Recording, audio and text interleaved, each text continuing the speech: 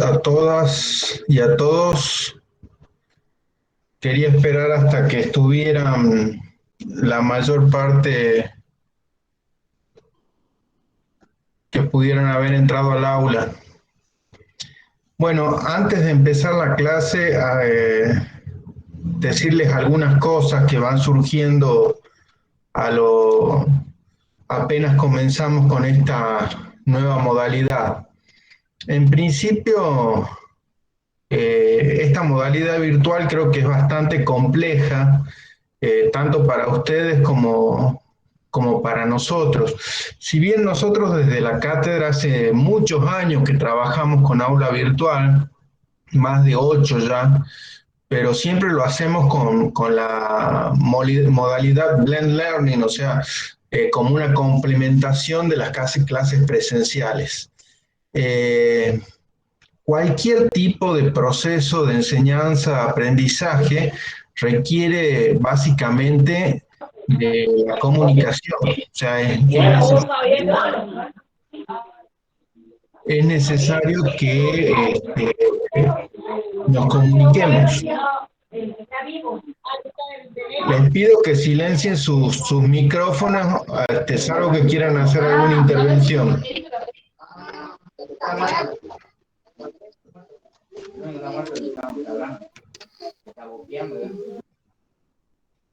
Bueno, ahora sí.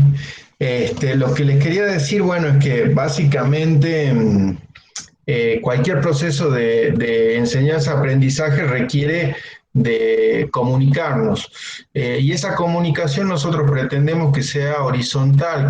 ¿Qué quiere decir esto? Que no se trate o no se trata solamente de que los docentes les revelemos algo o le bajemos algo en forma directa y vertical para que ustedes lo escuchen y lo incorporen en sus conocimientos, sino que el conocimiento necesita construirse con otros procesos que implican la discusión, el debate, partir sabiendo qué es lo que ustedes vienen conociendo ya de antemano. Cualquier tipo de conocimiento no se genera en forma espontánea, sino que tiene un antecedente, y ese antecedente tiene otro antecedente que estuvo antes, y por eso, para que ustedes puedan construir, nosotros tenemos que ir viendo desde dónde parten ustedes. Para eso, el aula virtual cuenta con algunas otras herramientas que son las que utilizamos en clase. Cuando nosotros tenemos la oportunidad de trabajar presencialmente, podemos interrelacionar con ustedes y podemos hacerles preguntas, podemos también tratar de que ustedes integren el contenido de la clase con interrogantes o levantando la mano. Acá, en estas clases presenciales o que se dan en forma que estamos reunidos todos al mismo tiempo, tienen esa posibilidad, ya sea a través del chat, o sea, haciendo ustedes preguntas e interrumpiendo a través del chat, o ya sea levantando las manos y yo dándoles la oportunidad de que ustedes hagan algún tipo de pregunta. Pero también es muy importante para nosotros la interacción por los otros canales que habilitamos para eso. Entonces habilitamos dentro del módulo propedéutico un espacio para hacer intercambios. Ese espacio hasta ahora ha sido prácticamente muy poco utilizado, solo para alguna consulta menor, pero la idea es que nosotros vayamos haciendo intercambios, y cuando digo nosotros, digo no solo los docentes con las y los estudiantes, sino también entre ustedes, porque de los intercambios que realicen entre ustedes también surgen o se construyen conocimientos. Siempre hay alguien que está en condiciones de aportarnos algo y nosotros siempre estamos en condiciones de aportar algo. Desde ese punto, otra cuestión que es muy importante de trabajar en el aula virtual y que para nosotros es fundamental para poder guiarlos, son los foros. Por ejemplo, en esta unidad 1 que vimos la semana pasada y que culminamos desarrollando en un cuestionario, el foro prácticamente no tuvo utilización, únicamente para un par de preguntas respecto de la forma de calificación. Y si ese foro se hubiera activado al mismo momento de terminar la clase y poder empezar a trabajar en el cuestionario, seguramente el conocimiento se hubiera enriquecido sobre el tema, porque hubiera, de las dudas que ustedes hubieran disparado o de los aportes que ustedes hubieran hecho, seguramente habrá otros compañeros que habrían sumado conocimientos que ellos ya tenían, opiniones o pareceres, y nos hubiera dado la oportunidad a nosotros como docentes de intervenir y de guiarlos en la bibliografía complementaria que pueden ver, en cómo están orientados en el tema. Hay muchos que cumplieron el trabajo muy bien, y comprendieron la consigna. Por ejemplo, hicieron varios intentos. Y eso, lejos de estar mal, porque los primeros intentos fueron muy malos y terminaron con un cuarto, tal vez un quinto intento, obteniendo la totalidad del puntaje. Y justamente esa era una de las consignas de este trabajo, que ustedes pudieran ir avanzando y completando el cuestionario tantas veces como sea necesario, hasta completarlo correctamente. Tampoco era demasiado complicado. En cambio, otros se ve que lo hicieron ya prácticamente sobre el cierre y directamente hicieron un solo intento, con lo cual quedaron con estas dudas: me corrige mal por un acento, o me corrige mal por una mayúscula o por una minúscula, pero nunca repararon en que podían volver a hacerlo y poner la forma correcta de contestar. No correcta porque fuera la que estaba bien o estaba mal, sino porque era la que les pedía el sistema de autocorrección. Bueno, eso lo podríamos haber transmitido si ustedes hubieran participado en el foro. Lamentablemente no lo hicieron. No quiero que se entienda esto como que los estoy retando o los estoy reprendiendo porque no participaron, sino lo que estoy tratando es de que establezcamos algunas reglas de funcionamiento del curso de manera tal que sea lo más provechoso posible. En estos entornos virtuales, el sistema no funciona como a nivel presencial, porque esa interacción que se da entre ustedes en la clase y nosotros como docentes en una clase presencial no es la misma con esta virtualidad.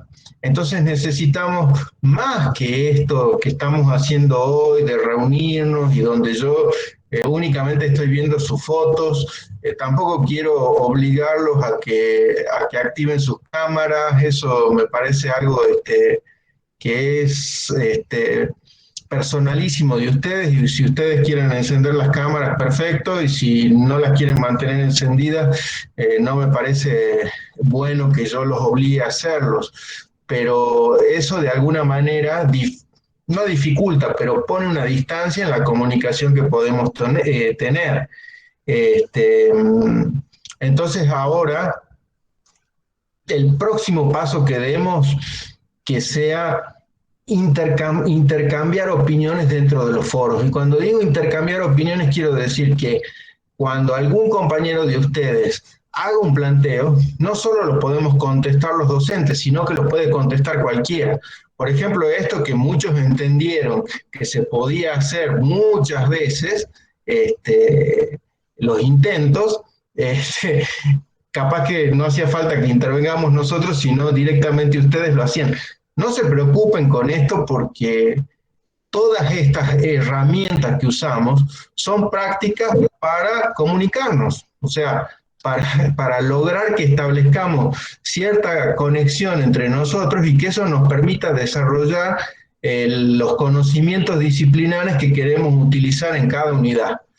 Porque obviamente esto no se puede estudiar solamente leyendo un libro o solamente escuchando una clase, sino que necesitamos ese circuito de discusión y de intercambio de opiniones, que es lo que nos va a hacer crear o crecer en nuestros conocimientos.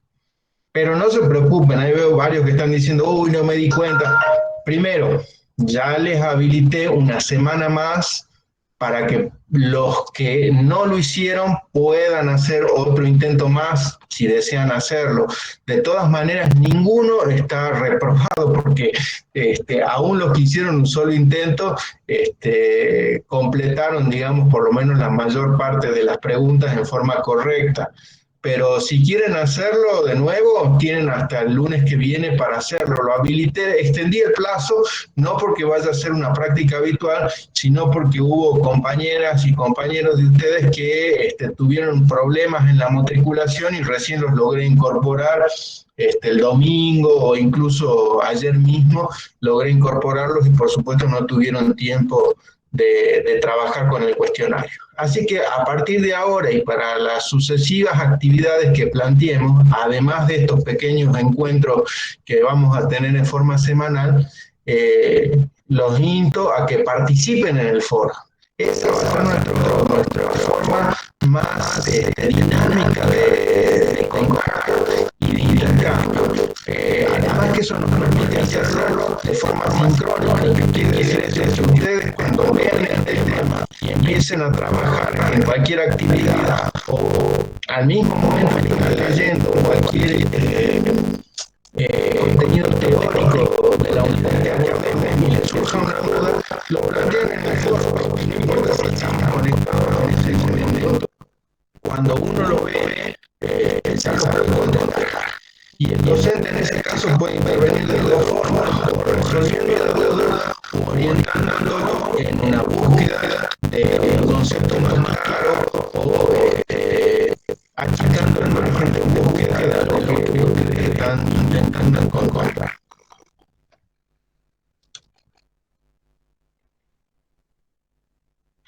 La matriculación, acá me preguntan quiénes son los encargados de la matriculación por los que tuvieron inconvenientes en la matriculación. La matriculación supuestamente se da de forma automática en la medida que ustedes están inscritos en el SIU, inmediatamente quedan matriculados de forma automática en el aula. Ahora, por algunos motivos, en algunos casos hubo problemas. El que tenga problemas me escribe al mail por acá, por el aula virtual, y yo voy a tratar de solucionarlo manualmente. Los que tengan ese problema, cuando me escriban, pónganme su nombre completo, su número de libreta, su DNI. Y yo voy a tratar de gestionar que me habiliten a mí a hacer la matriculación manual o bien que desde el sector alumno o del sector informático puedan hacer la matriculación. Así que bueno, cualquier cosa, esto que sea lo más pronto posible para que no nos atrasemos, o mejor dicho, los que no se pudieron matricular no se atrasan. Bueno, ahora vamos a trabajar, vamos a ver una parte de la unidad 2. Las unidades son densas y no las trabajamos todas en clase, sino que lo hacemos con un poco de contenido dentro del aula y también con este encuentro que se hace en forma semanal. Por eso es importante que trabajemos con los foros y con los contenidos que están en el aula. Bueno, ahora dentro de estos puntos que tenemos en la unidad 2, de los varios puntos que tenemos para ver, ya hay fijado algunos documentos para leer y alguna actividad que realizar, que no dejen para último momento, sino que vayan realizándola a partir de hoy, que terminemos la clase y se empiecen a trabajar en eso, así podemos mejorar nuestro contacto y completarla de manera adecuada. No vean esto de las actividades solamente como una cuestión formal de que voy pasando pasos y que con eso voy a llegar a la promoción, sino véanlo como una forma de aprender. No lo tomo como algo que soy de contacto, que le voy poniendo yo y que ustedes tienen que ir sorteando de la manera más sencilla posible. Ese no es el objetivo, sino el objetivo es generar ese vínculo que decía que es necesario para el proceso de enseñanza y aprendizaje y que nos va va a permitir intercambiar conceptos entre nosotros, entre ustedes, y ahí voy a ir sabiendo qué es lo que ustedes van entendiendo, en qué parte desorientados, y de esa manera ir pudiendo ayudarlos a comprender nada. El tema que vamos a ver hoy arranca con el Estado, pero como les dejo texto para que puedan leer y hago algunas preguntas sobre eso, lo voy a dejar en la primera parte como si ya lo hubiéramos visto. Además son conceptos que ya traen ustedes aprendidos de otras materias anteriores, incluso de su paso por el colegio secundario. Acá tal vez desde otra perspectiva, pero vamos a ir directamente hacia lo que tiene que ver con los recursos del Estado. Así brevemente, ni siquiera quiero agarrar el introductorio, sino para que partamos desde algo. Les digo que antes de esto, y ya ustedes lo van a hacer a través de la lectura que les recomendamos, el Estado es uno de los conceptos fundamentales del cual partimos para establecer el derecho constitucional, porque la Constitución es la norma más importante y la fundacional de un Estado. O sea que necesitamos un Estado para hablar de derecho constitucional. Los Estados son una creación relativamente nueva, no siempre existió, o la sociedad se organizó a través de estas formas que son lo que hoy conocemos como Estado-Nación. Esto fue evolucionando con la evolución de la propia especie, y aproximadamente desde el siglo XVIII podemos decir que se empiezan a conformar estos Estados-Nación como forma organizacional de la sociedad. Estos estados tienen distintos caracteres y son los que nosotros vamos a ver acá, y sobre los que les dejo plantear de alguna actividad. Pero, sea desde la concepción que se tiene de Estado, siempre se justifica su existencia a través de la ascensión de fines. O sea, estos estados no surgen de la nada, sino que en general persiguen organizar grupos sociales heterogéneos, homogéneos, que en general tienen una base común respecto a su idioma, respecto a su procedencia, y fundamentalmente comparten un territorio sobre el que se ejerce algún tipo de poderío o, como se les llama también, soberanía. Pero ese Estado se justifica a través de el cumplimiento de sus fines. O sea, el Estado se organiza para cumplir fines, no tiene una creación espontánea o porque sí, sino que está organizado para llegar al cumplimiento de determinados objetivos que se fija la sociedad. Que compone ese Estado, o los habitantes o los pobladores de ese Estado. Esos fines, para conseguir esos fines, esos son muchos. Voy a ver si les comparto la pantalla para hablarles con alguna imagen en el PowerPoint.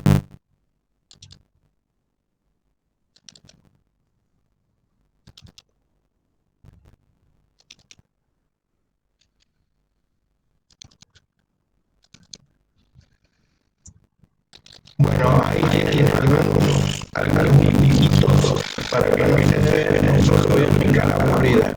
El Estado, representado acá por esta bandera conformada por distintas personas, que seríamos nosotros los pobladores del Estado, tiene fines. Esos fines están establecidos por nuestra Constitución y surgen de acuerdos previos que se vienen realizando entre los distintos factores que componen ese Estado. Dentro de esas finalidades están diversas, por ejemplo, proveer a la salud pública, por ejemplo, construir medios de comunicación, brindar seguridad, generar empleo y prosperidad, cumplir con el objetivo de la educación de todos sus pobladores,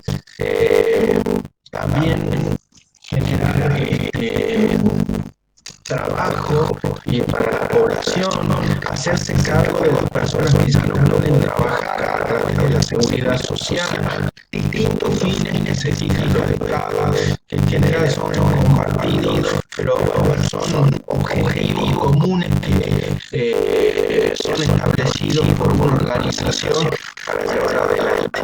Ahora, para llevar adelante todos estos fines, la seguridad, la salud, la educación, promover la industria, generar infraestructura, cumplir con la seguridad social. Para todo ello, ¿qué es necesario? Es necesario conseguir los fondos para llevar adelante esos objetivos. Sin tener fondos o dinero, como quieran llamar, para poder conseguir esos objetivos es imposible. No se puede cumplir con el objetivo de seguridad si uno no tiene los recursos para establecer o montar un aparato que cumpla con ese servicio de seguridad. No se puede cumplir con el objetivo de la salud pública si uno no tiene los fondos para solventar los gastos que demandan la implementación de un servicio de salud pública. No se puede cumplir con la obligación de proteger a las personas que ya no trabajan, o sea, lo que se conoce como seguridad social, si no tenemos fondos para cubrir con eso. No se puede cumplir con el objetivo de una educación para toda la población si es que no contamos con los fondos para cubrir el servicio de educación. Y esos fondos se obtienen a través de un proceso que los grafico acá en la parte de abajo de la diapositiva, que contiene básicamente 3 etapas. Una primera etapa de planificación sobre cómo se van a conseguir y de dónde se van a obtener esos recursos, que están plasmados de forma legal a través del presupuesto. El presupuesto es el que establece la planificación para conseguir esos recursos. Luego de que planificamos dónde obtenemos los recursos y cómo lo vamos a obtener, una segunda etapa es la de recaudar o de conseguir los recursos. ¿Cómo se recaudan o consiguen los recursos? A través de la recaudación de tributos o a través de otras formas que son las establecidas por la Constitución para el Estado conforme su sucesor.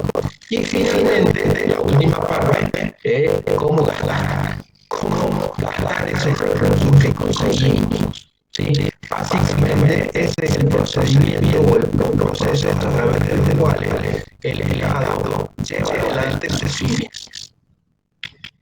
Dentro de nuestra Constitución, el sistema federal, para eso tenemos que decir o hacer una aclaración de forma previa, que nuestro Estado adoptó la forma de gobierno representativa, republicana y federal.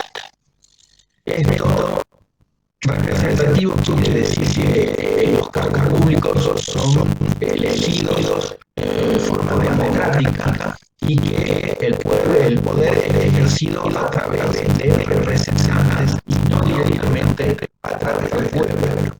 Republicana significa que la forma de gobierno que elegimos, en cual está caracterizada por ciertas elementos. Por ejemplo, un sistema republicano se caracteriza por tener división de poderes. ¿Qué quiere decir esto? Que las funciones del poder no son ejercidas por un solo organismo, sino que están divididas de manera tal de generar un sistema de pesos contra pesos.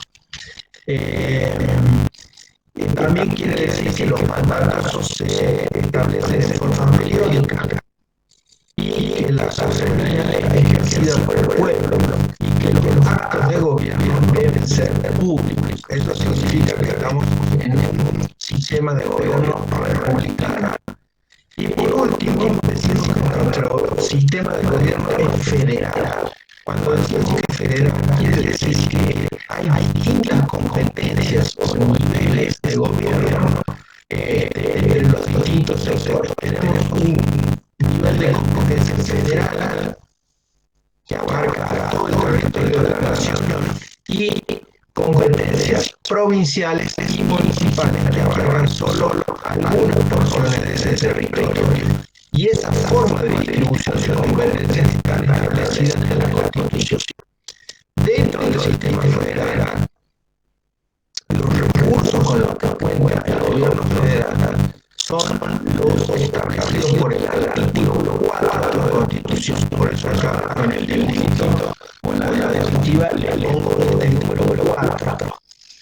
El tesoro de la nación, que se habla que con el que el gobierno federal responde para lograr sus fines, está conformado, según este artículo 4, por los derechos de exportación e importación, por el producto de la venta o locación de las propiedades o tierras del Estado Nacional, por la renta de correos y por los tributos que equitativamente y proporcionalmente recaude el Estado. Esos son básicamente los 4 factores que la Constitución, en su artículo 4, establece como los conformadores del Tesoro Nacional. Traducido a una nomenclatura actual, podemos decir que los recursos con los que cuenta el gobierno federal y con los que se conforma el Tesoro son clasificables de la siguiente forma: derivados de su potestad tributaria, ahí encontramos impuestos, tasas y demás contribuciones, y que están contemplados en los artículos 75, inciso 1, 2 y concordantes. Estos son los recursos a los cuales le vamos a dedicar bastante importancia en este curso, y fundamentalmente sobre el que va a versar también algún tipo de prueba parcial. Estas pruebas parciales se van a hacer en grupo, ya vamos a hablar sobre eso. Estos recursos tributarios comprenden distintos tipos de tributos. El artículo 75 genera una atribución de competencias para el gobierno federal y para los gobiernos provinciales. Los impuestos a las exportaciones y importaciones, o como también le llama la Constitución, derechos de exportación e importación, son aquellos que el gobierno federal recauda por la actividad comercial que implica exportar, que significa vender hacia el exterior, o importar, que significa ingresar mercadería del exterior para ser comercializada dentro del territorio del país. Ese recurso es de competencia exclusiva del gobierno federal. Esto quiere decir que las provincias y los municipios pueden generar imposiciones a actividades que estén vinculadas con la exportación o importación de bienes. Y los demás impuestos, que son los considerados en el artículo 75, inciso 2 de la Constitución, son aquellos que ella clasifica en directos e indirectos. Los directos son aquellos que para nuestra Constitución, la Constitución no definió qué son impuestos directos e indirectos. Y esta clasificación es bastante antigua y es muy criticada. Y además hay un grave problema sobre esta clasificación, que además de la falta de definición de la Constitución, tiene distintas acepciones. A nivel económico, directo es una cosa, y a nivel jurídico es otra, a veces no coincidente. De todas maneras, podemos decir que la clasificación que la Corte ha aceptado, cuando decimos la Corte nos referimos al máximo órgano judicial de la nación, y que es quien en definitiva interpreta el sentido de las leyes. La Corte ha interpretado que esta clasificación que establece la Constitución entre directos o indirectos debe concebirse como o de la siguiente manera. Son directos aquellos impuestos que no pueden trasladarse, jurídicamente hablando, y son indirectos aquellos impuestos que sí pueden trasladarse. Y cuando hablamos de traslación, hablamos de un fenómeno jurídico. Quiere decir que dejamos de lado el concepto económico. Muchas veces impuestos que jurídicamente son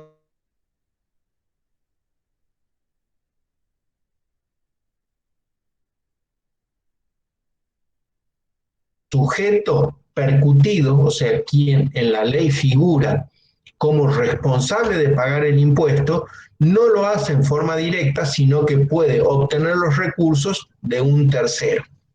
Esto es lo que sucedería, por ejemplo, con el IVA, el impuesto al valor agregado, donde el sujeto percutido, o sea, quien es el deudor del impuesto a nivel legal, es, por ejemplo, el supermercado, pero quien lo paga o quien de dónde salen los fondos no es el supermercado, sino somos nosotros, los usuarios de ese supermercado, que vamos y compramos las mercancías o las mercaderías que se venden en el supermercado.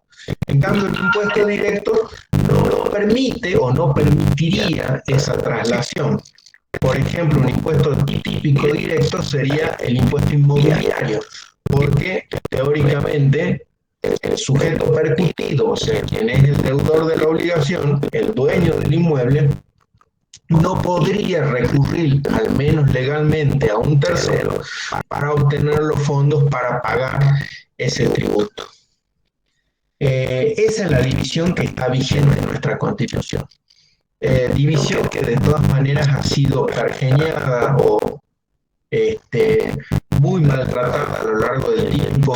Ya cuando veamos la unidad sobre coparticipación de impuestos lo vamos a ver con más detalle.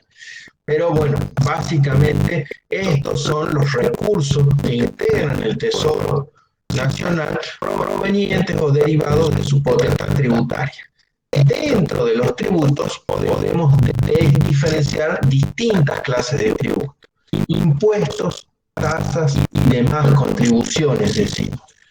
Las contribuciones en general tienen que ver con la aplicación de un gravamen por el aprovechamiento o valorización de un bien a raíz de la construcción de una obra pública.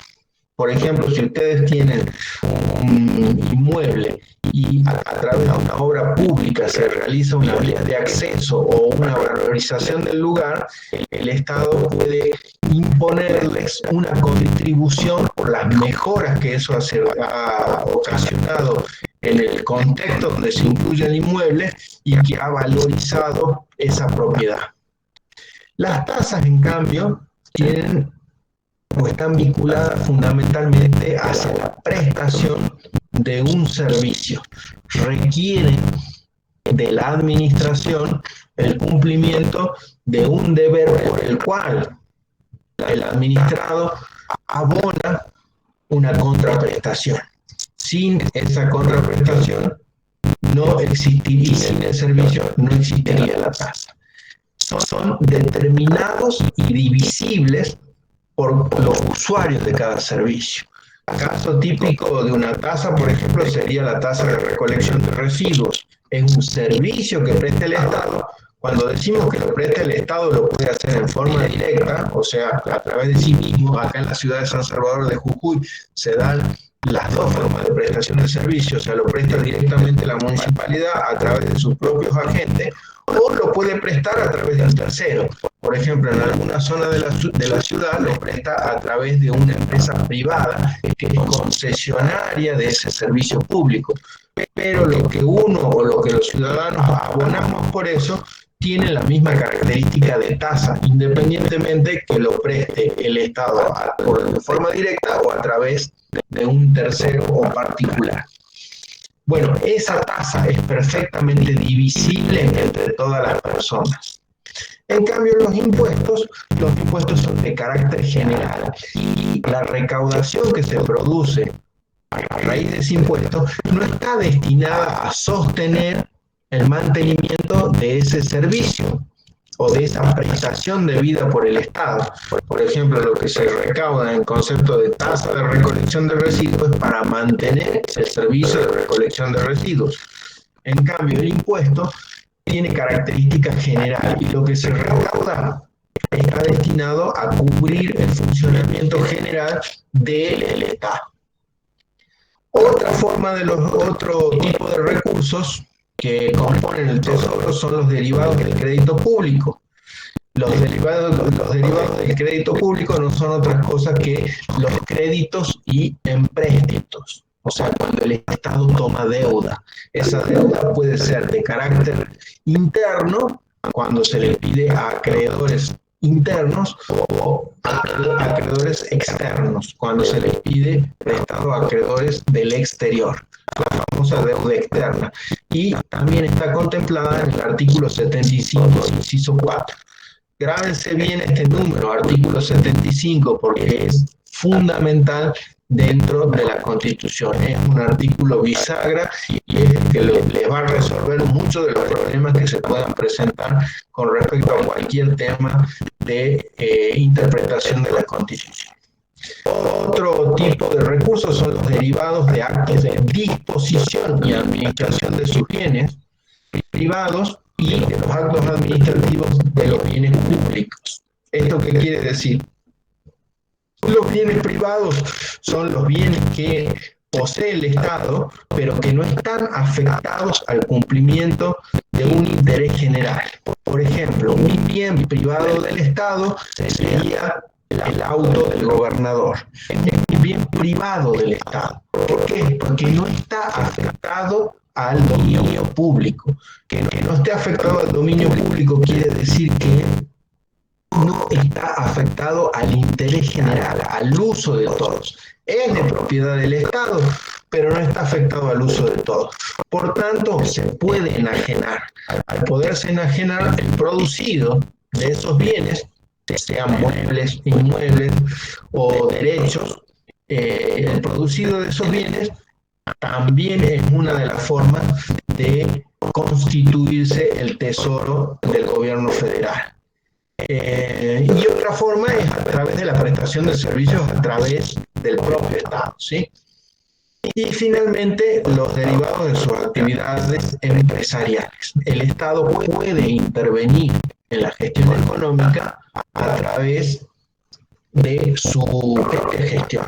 En el caso, por ejemplo, de la provincia de Jujuy, lo vemos claramente a través de la empresa prestadora del servicio de agua potable, que incluso ahora, hace poquito, hace unos 3-4 meses atrás, inauguró una planta productora de agua envasada, agua para comercializar. Todos esos ingresos también conformarían, en este caso, los recursos del Tesoro Provincial. El artículo 4 de la Constitución se refiere a los recursos del Tesoro Nacional. La renta de correo es algo que ha quedado desactualizado, que era muy importante en su momento, pero que ahora no tiene tanta importancia. Aún así, sigue figurando como una de las formas de constituir el tesoro previstas por el artículo 4 de la Constitución Nacional. Dentro de estos recursos que ya vimos, lo que nos interesa ver son los recursos tributarios, o sea, solo uno de todos estos que vimos. Dijimos que los recursos tributarios los podíamos clasificar en tasas, contribuciones de mejoras e impuestos. Para estas tres categorías tenemos el género tributos y todos ellos están limitados por distintas normas constitucionales. Es lo que conocemos como límites constitucionales al poder de imposición. El poder de imposición es un fuerte poder que tiene el Estado y que además impacta directamente en el derecho de propiedad de los particulares. Y por tanto, ese poder de imposición no es absoluto y está limitado o cercenado constitucionalmente por distintas normas. No hay en la Constitución una disposición expresa que así los establezca. ¿Qué quiere decir esto? Que no hay un artículo que diga estos son los límites a la imposición, sino que son creados o generados a través de la doctrina constitucional y a través de la aplicación que hacen los tribunales de la Constitución. Es lo que conocemos como jurisprudencia. Cuando vimos en la unidad pasada las fuentes del derecho, no me acuerdo si lo comentamos en clase, pero estaba dentro del material escrito, dijimos que reconocemos dos tipos de fuentes en el derecho, fuentes materiales y fuentes formales. Fuentes materiales son todas aquellas de las que se desprenden las normas, y ahí encontramos el derecho consuetudinario, la ley, la costumbre, la jurisprudencia y la doctrina. Y fuentes formales son aquellas en las que el derecho positivo les otorga una fuerza tal de la cual derivan efectos jurídicos directos, que en este caso es únicamente la ley para un sistema de Estado de Derecho como el nuestro. En otros países hay otros sistemas donde otras fuentes son consideradas directamente ley, por ejemplo, en el Commonwealth, que es el sistema anglosajón, las sentencias de los jueces directamente conforman derecho positivo, quiere decir que son una fuente formal de derecho. Para nosotros la única fuente formal de derecho es la ley, y las otras fuentes, la doctrina, la jurisprudencia y la costumbre, son fuentes materiales en tanto de alguna manera pueden informar el derecho positivo, pero no constituyen fuentes de forma directa o de manera formal. Bueno, para la doctrina y para la jurisprudencia han elaborado esta categoría de límites constitucionales al poder de imposición del Estado, y se discute en los distintos países del mundo si estos límites constitucionales al poder de imposición son meros consejos o meros límites programáticos u orientaciones al legislador de cómo debe proceder, o si se tratan de derecho positivo, o sea, si en definitiva son una fuente material de derecho. ¿Qué quiere decir? Que son aplicables directamente por los jueces para controlar la constitucionalidad de las normas, en este caso de las normas tributarias. Y como les decía, nuestra jurisprudencia ha considerado que aun cuando no existe una disposición expresa en la Constitución que los mencione, son derecho positivo y por tanto se aplican directamente, y que cualquier actividad que realice el Estado, ya sea directa o sea a través de la legislación, debe respetar estos límites al poder de imposición. ¿En qué consisten estos límites?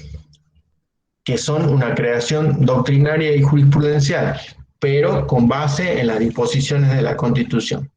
El primer límite o primer principio constitucional sobre la tributación o sobre el poder de imposición del Estado es el principio de legalidad. El principio de legalidad, por eso acá les pongo una imagen del Congreso argentino, quiere decir que el Congreso es el único titular del poder fiscal, es decir, que las imposiciones o los tributos solo pueden ser establecidos por ley formal. O sea, no solo por un acto legislativo, sino además con el carácter formal de haber sido emitido por el Congreso Federal a nivel federal, por la legislatura provincial a nivel provincial y por el Consejo Deliberante a nivel municipal. Esto, la doctrina y la jurisprudencia lo extraen del artículo 4 de la Constitución, cuando entre los recursos que conforman el tesoro del gobierno federal indica los tributos o las contribuciones que el Congreso equitativa y proporcionalmente cree. O sea que del artículo 4 de la Constitución surge este principio de legalidad y que implica fundamentalmente que el único que está en condiciones de imponer contribuciones o tributos es el poder legislativo. Y cuando decimos imponer, también nos referimos a la contracara de la imposición, que es la exención. O sea, así como el único habilitado para generar imposiciones es el Congreso, también el único habilitado para eximir de esas imposiciones es el Congreso Federal en el ámbito nacional y las legislaturas provinciales en el ámbito provincial y los consejos deliberantes en el ámbito municipal. Además, estas disposiciones de carácter legal, leyes e impuestos, deben contener todos los elementos esenciales del impuesto. ¿Esto qué quiere decir? Hecho imponible, el quantum de la obligación, o sea, sobre qué se va a calcular el impuesto, que también lo conocemos como base imponible, la alícuota sobre que se va a aplicar a ese quantum y la forma y momento en que se va a pagar. Esos son todos los elementos que hacen al tributo y que deben estar definidos en la ley. O sea, no se puede dejar a criterio de otros poderes la fijación de estos elementos. El hecho imponible es lo que el legislador considera como demostrativo de capacidad contributiva. Ya vamos a ver más adelante qué quiere decir capacidad contributiva. Pero es un elemento esencial de la conformación del impuesto, en tanto supone que quien es compelido a abonar está en condiciones de hacerlo. ¿Cómo hace la legislatura para resolver esto? Entiende o toma ciertos hechos que demuestran ese poder o esa posibilidad de pagar el impuesto a lo que llamamos capacidad contributiva. Por ejemplo, en el impuesto inmobiliario, el hecho imponible es ser propietario de un inmueble dentro de la jurisdicción de la provincia de Jujuy. No es que por ser propietario o el inmueble paga un impuesto, sino que el legislador consideró que si uno es propietario de un inmueble, supone que ese es un hecho demostrativo de que tiene cómo hacerse cargo de un impuesto. La base imponible es el quantum sobre el cual se calcula el impuesto. Siguiendo este ejemplo del impuesto inmobiliario, la base imponible de ese tributo es la evaluación fiscal, es el valor que le asigna un organismo técnico del Estado al inmueble. La proporción en la cual se va a pagar es la alícuota, que también tiene que estar fijada por la ley, y es la porción de la base imponible que va a ser afectada o tomada por el impuesto. Y finalmente tiene que prever la forma de pagar, o sea, si va a ser mensual, si va a ser anual, y los momentos en los cuales se va a pagar. Esto no quiere decir que no se pueda delegar parte de la forma de recaudación. Se puede delegar en órganos del Poder Ejecutivo algunas cuestiones concernientes a la implementación del cobro, pero de ninguna manera se puede delegar estos elementos que son fundamentales. Hay un fallo de la Corte que es muy importante. Esto vamos a tratar de trabajar bastante con jurisprudencia, o sea, con fallos de los tribunales, para que ustedes puedan ver cómo estos principios se aplican en la realidad. Justamente con una de las contribuciones que son los derechos de exportación e importación, son fijados por ley en el Código Aduanero y establecen algunas delegaciones. Esas delegaciones pueden establecerse en la ley, pero nunca pueden comprender estos elementos sustanciales del impuesto.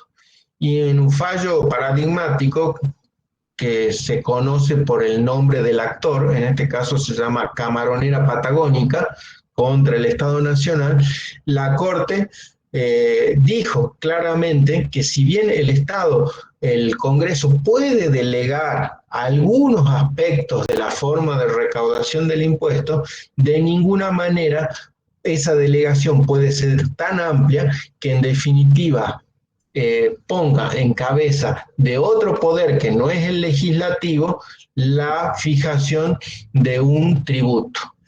Por eso sería contravenir este límite constitucional al poder de imposición que está dado por el principio de legalidad.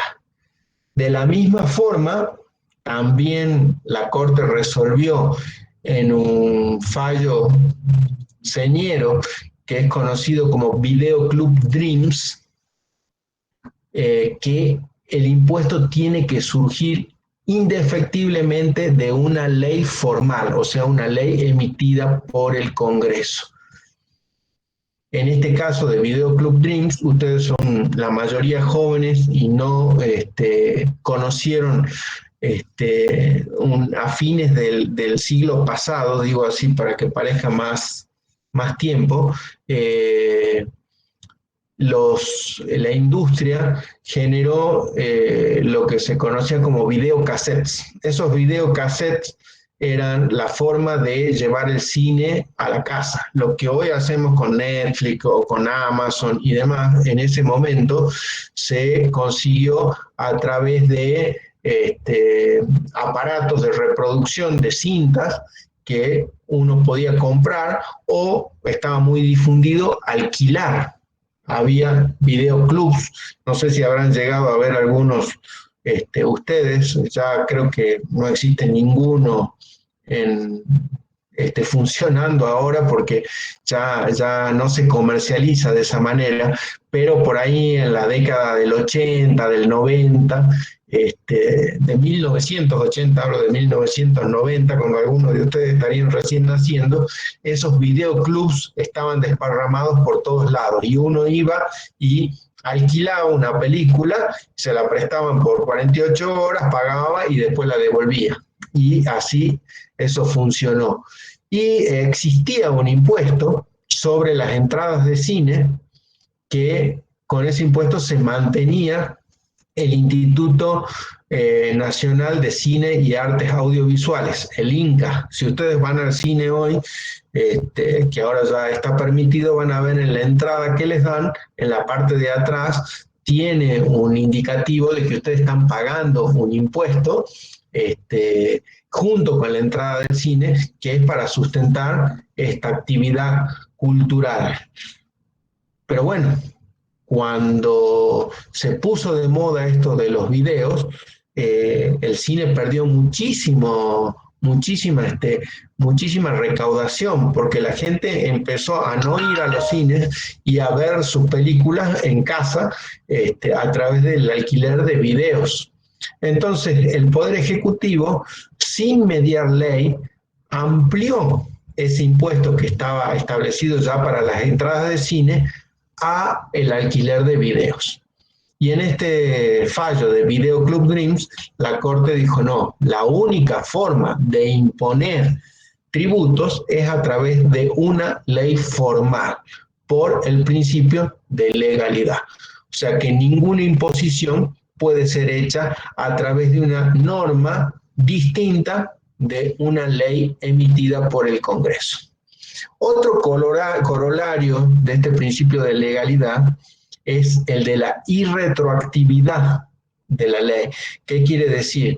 Como el impuesto emana de una ley formal emitida por el Congreso, tiene vigencia recién a partir de la fecha que establece esa ley o luego de los 8 días de su publicación. Esto quiere decir que en principio la ley tributaria no puede ser retroactiva, o sea que quiere decir que no puede alcanzar hechos anteriores a su sanción. Sin embargo, esta verdad es relativa, ya que hay impuestos que se llaman de ejercicio, o sea que no se cumplen o no se determinan por la realización de un solo hecho, sino que el pago se da por los hechos que se van desarrollando a lo largo de todo un periodo. Por ejemplo, el impuesto a las ganancias por las actividades desarrolladas durante todo un año, o el impuesto a los ingresos brutos por los ingresos brutos obtenidos durante un periodo fiscal. Entonces, cuando las modificaciones de una ley se hacen durante el transcurso de ese periodo, está admitido que se retrotraiga de alguna manera la vigencia del impuesto al inicio de ese periodo. Ahora, esto nunca sucede con los impuestos instantáneos. Por ejemplo, el impuesto de sellos es un típico impuesto instantáneo que se produce y se agota en el mismo momento que se verifica la realización del hecho imponible. En el caso del impuesto de sellos es la emisión de un instrumento con cierto contenido económico. En ese momento se configura el hecho imponible. Si estaba vigente la ley, está alcanzada. Si la ley es posterior, ya no se puede hacer retroactivo porque el hecho imponible no se inició y se agotó antes de que existe esa ley. Otro corolario de este principio de legalidad es el de la interpretación. Tratándose de una restricción al principio constitucional de inviolabilidad de la propiedad privada previsto por el artículo 17 de la Constitución, la interpretación que se haga de las normas tributarias debe ser estricta. Quiere decir que no se puede bajo ningún punto de vista considerar la existencia de una imposición por vía de analogía. ¿Qué es la analogía? Es la aplicación de una norma que está prevista para un caso particular a otro de similares características. No se puede prever.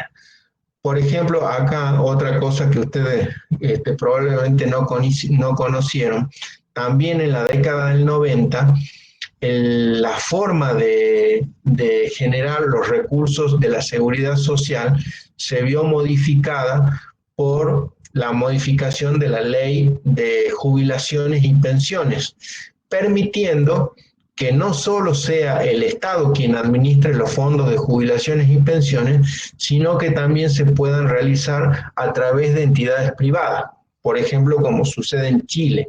Y se crearon por ley las administradoras de fondos de jubilaciones de pensión, las famosas AFJP, que eran entidades creadas por esa ley con la finalidad de administrar y de gestionar los fondos que eran para los recursos de la seguridad social. Por ejemplo, hoy los que trabajamos en un empleo formal nos descuentan de nuestros salarios un porcentaje para ser atribuidos al sistema de seguridad social, que como funciona hoy es un sistema solidario. ¿Esto qué quiere decir? No es que yo estoy ahorrando para jubilarme, sino que estoy aportando a un sistema solidario que les da un subsidio a quienes ya no están en condiciones de trabajar. Es lo que es la jubilación. Este sistema distinto que preveían las AFJP era un sistema de capitalización, o sea, no un sistema solidario, sino que yo de mi salario iba restando cierta porción para que estas administradoras se hicieran de ese capital, lo administraran y generaran un fondo individual, o sea que no era compartido por el resto, sino que ellos lo administraban, pero después me lo devolverían cuando yo estuviera en condiciones de jubilarme, y mi jubilación iba a ser de acuerdo a lo que yo aportara. O sea, si yo aportaba mucho a eso, seguramente mi jubilación iba a ser buena. Si yo aportaba poco, probablemente iba a ser menor.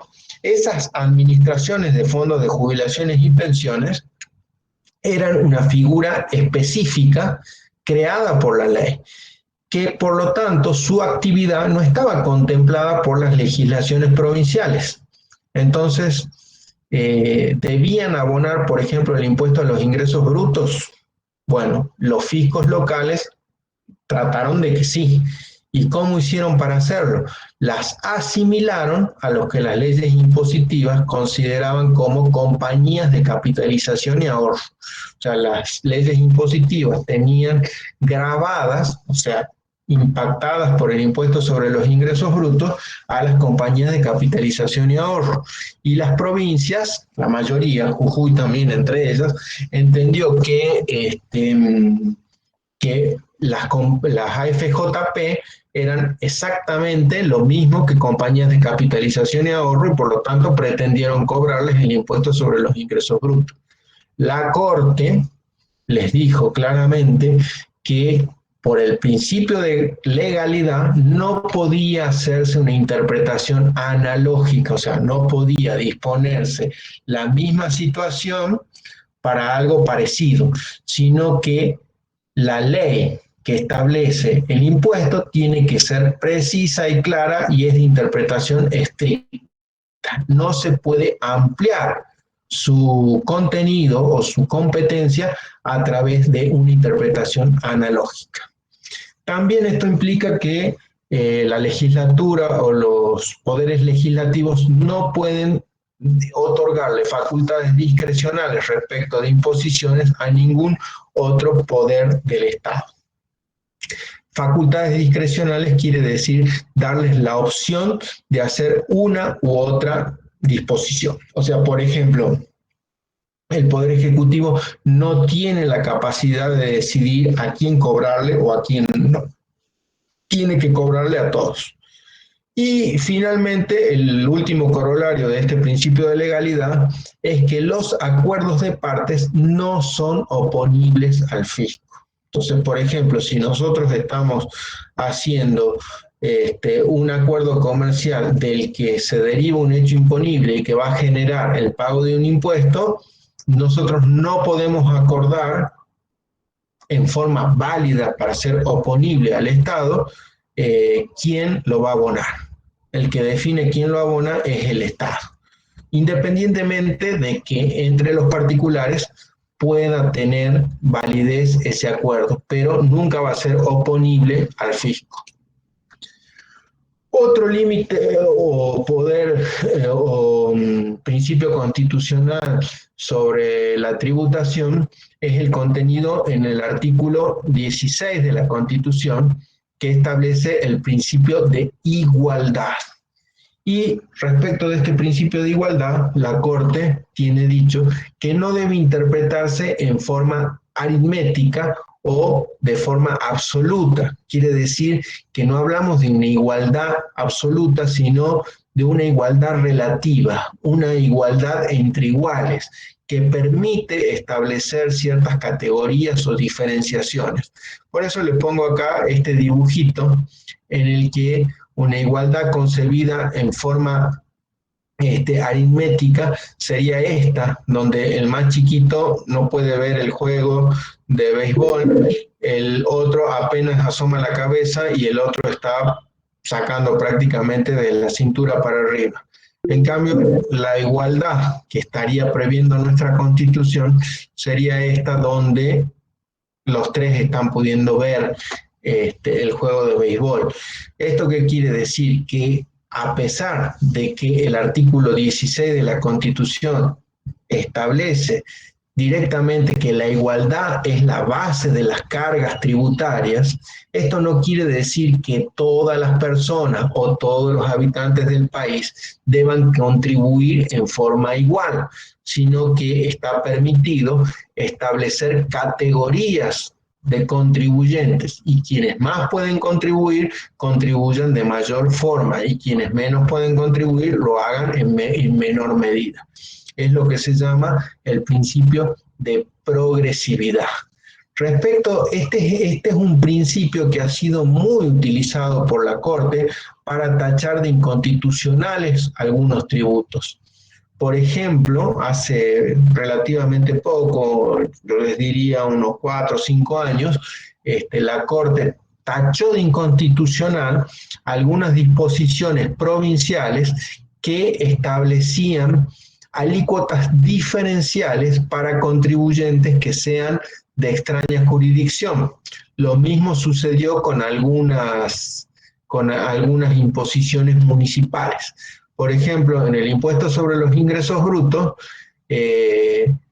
si los contribuyentes tenían radicada su actividad o eran contribuyentes de la jurisdicción, pagaban una alícuota, y si eran contribuyentes de extraña jurisdicción, se les asignaba una alícuota mayor. La Corte en estos casos entendió que esta diferenciación de alícuotas por el lugar de procedencia del contribuyente violaba el principio de igualdad establecido por el artículo 16 de la Corte. Hay varios fallos al respecto, los más paradigmáticos o los primeros que se dan y que son los que sientan esta jurisprudencia son Harris y Donnelly contra provincia de Chaco, y Bayer contra provincia de Santa Fe.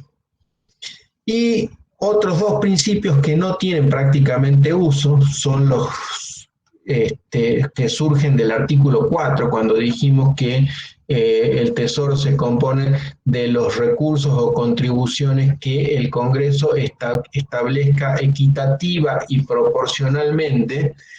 Se pone también como principios constitucionales de la tributación el principio de equidad y el principio de proporcionalidad. Estos dos principios no tienen aplicación a nivel jurisprudencial, porque si bien la Corte reconoce su existencia a través de lo indicado por el artículo 4 de la Constitución, dicen que no está en condiciones de juzgar el Poder Judicial si un impuesto es equitativo o es proporcional, ya que ello es una facultad exclusiva del Poder Legislativo. Quiere decir que el Poder Legislativo es quien tiene la condición de establecer la equidad y la proporcionalidad del impuesto. El último, o penúltimo, mejor dicho, límite constitucional a la tributación que vamos a ver está contenido o deriva del artículo 17 de la Constitución, que, como ustedes bien sabrán, indica o protege la propiedad privada. Y es el principio de no confiscatoriedad. ¿Qué quiere decir eso? Que un impuesto no puede violentar la propiedad privada de manera tal de prácticamente tornarla nula. En un principio, este principio de no confiscatoriedad se entendió de una manera formal o con un contenido formal, o sea que no se violaba el principio de no confiscatoriedad con el solo hecho de que el tributo fuera impuesto por una ley formal de Congreso.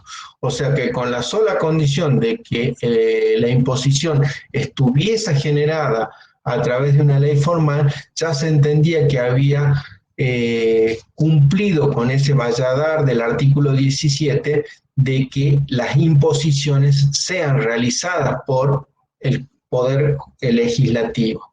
Sin embargo, más adelante se fue modificando esa doctrina judicial y fue ajustándose un poco más, y indicó que no solamente debía constatarse que el impuesto surgiera de una ley formal del Congreso, sino que además tampoco las leyes formales del Congreso podían ser absolutas y podían generar imposiciones que de alguna manera violaran este principio establecido por el artículo 17 de derecho a la propiedad.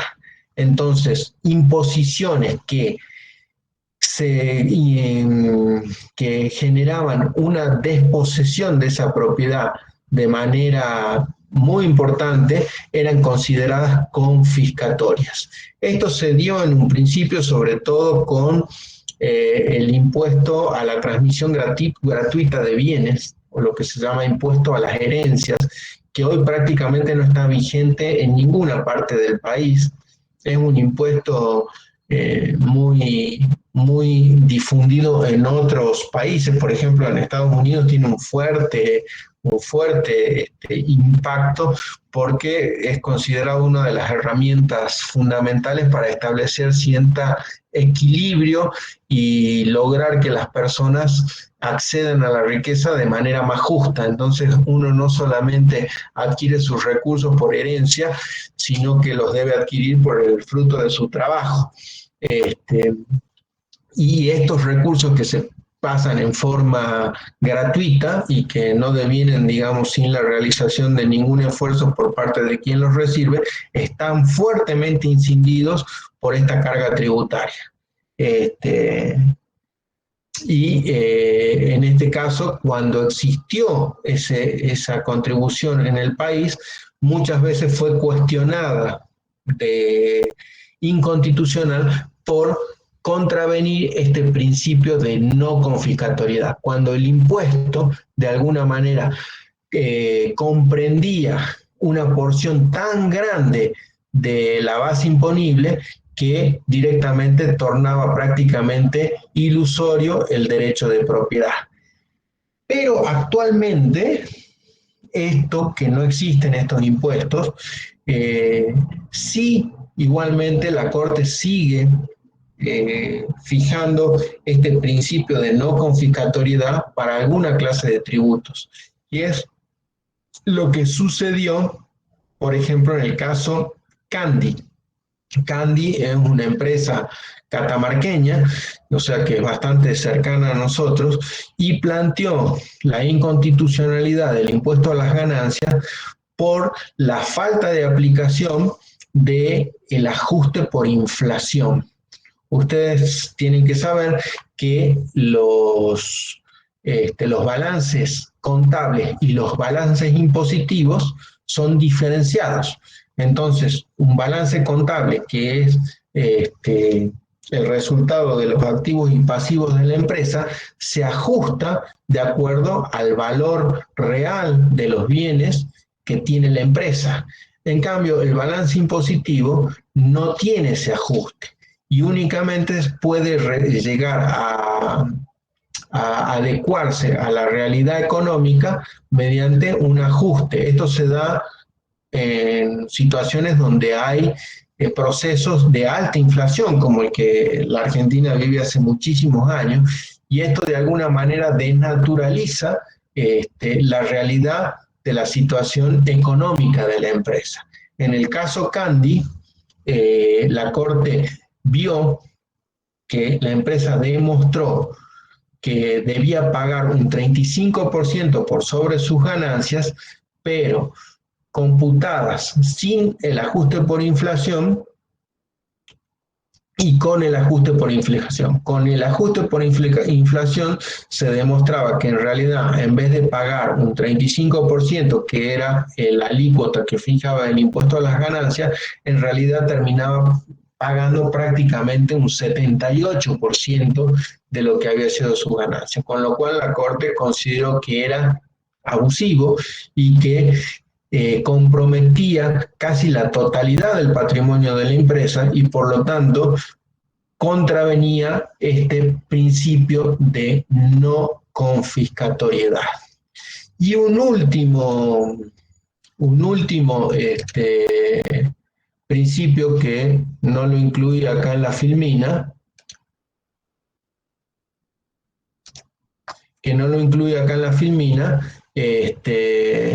es el principio de competencia.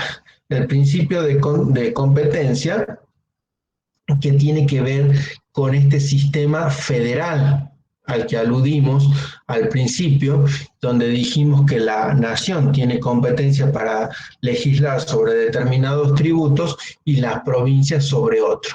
Entonces, hay contribuciones sobre los que las provincias de ninguna manera pueden legislar. Por ejemplo, sobre importaciones y exportaciones. Las provincias no pueden legislar al respecto. Y la nación, por ejemplo, no puede legislar en forma permanente sobre impuestos directos.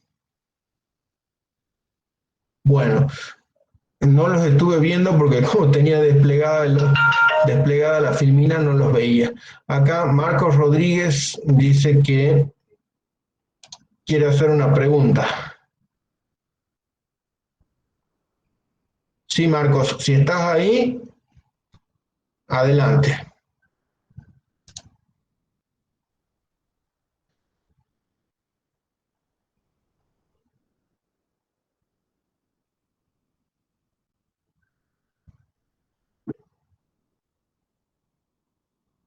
Filmina no pasaba, me dice Marcos. Bueno, tarde.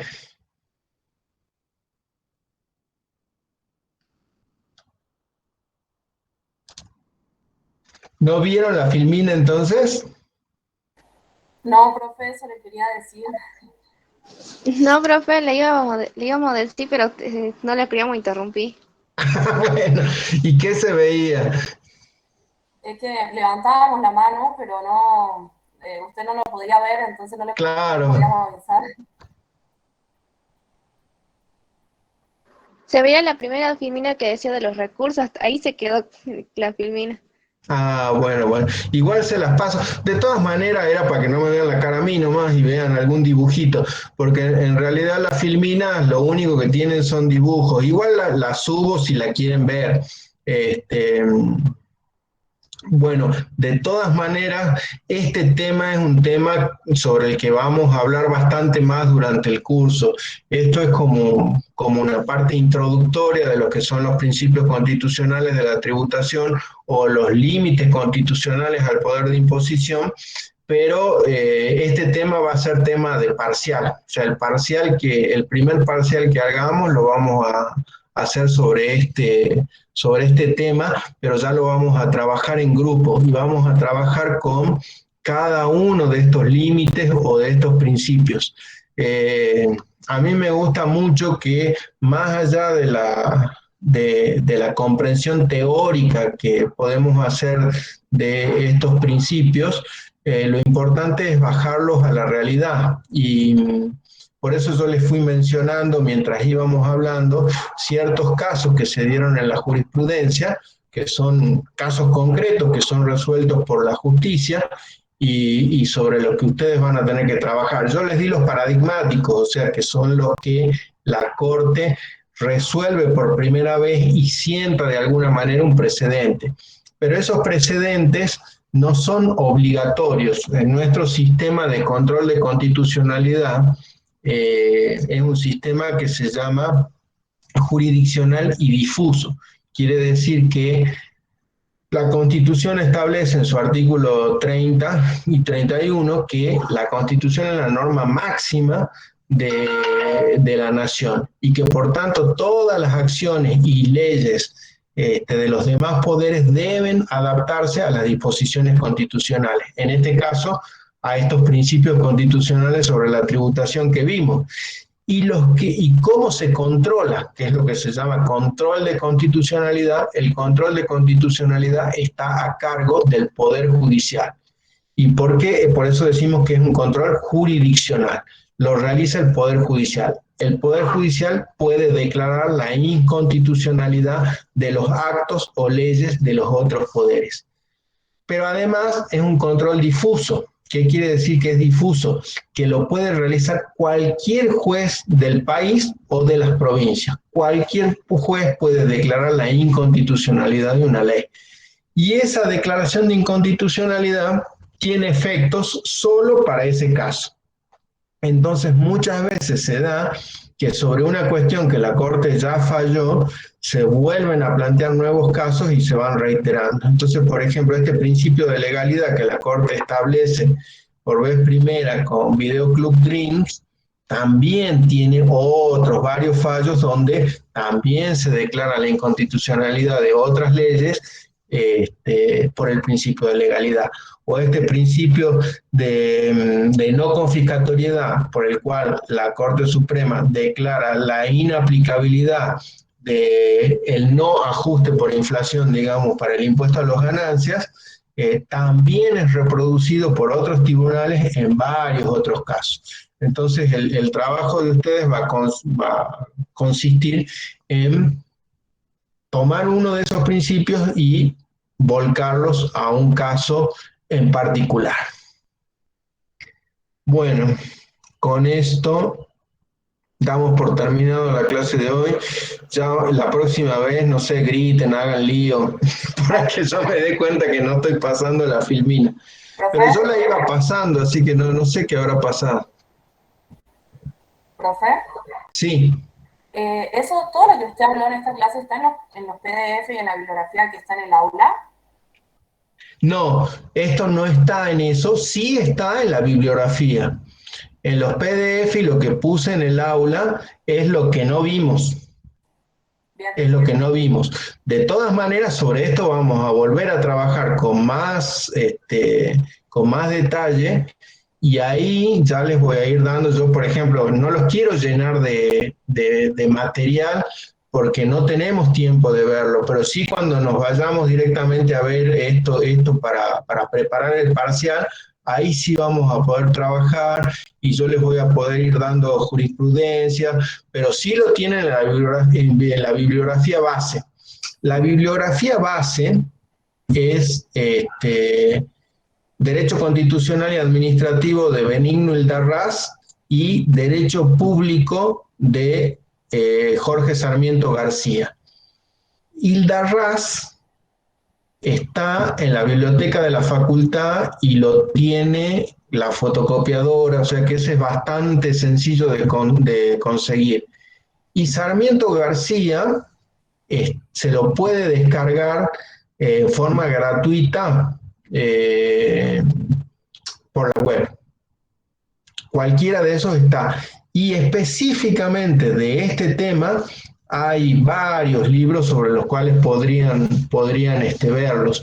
Yo voy a ver si consigo, porque yo tenía, pero lo perdí a la versión digital, que es una versión bastante completa y bastante sencilla de los principios constitucionales, que es de Espiso, Rodolfo Espiso, que se llama Principios Constitucionales de la Tributación. Pero no lo pude encontrar ahora en la web. Voy a ver si lo puedo conseguir y se los subo.